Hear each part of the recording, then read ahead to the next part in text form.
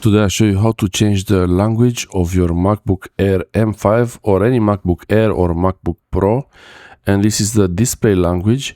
To change the language, go to General and then scroll until you see the language and region settings, and here you can choose a lot of options. Maybe you want to only choose the temperature, measurement units or anything like that.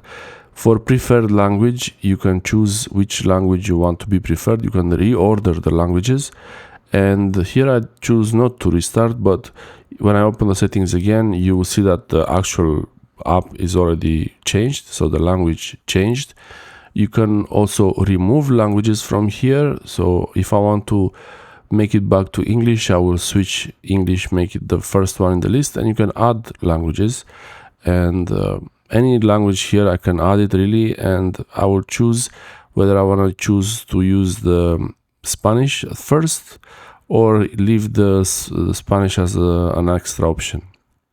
You can rearrange the languages, and if you want to remove the language, you click on the minus sign and that's it. This is how you change the language of your Mac, and when it's asking you to restart, if you want to keep this setting permanent, you will have to do a restart.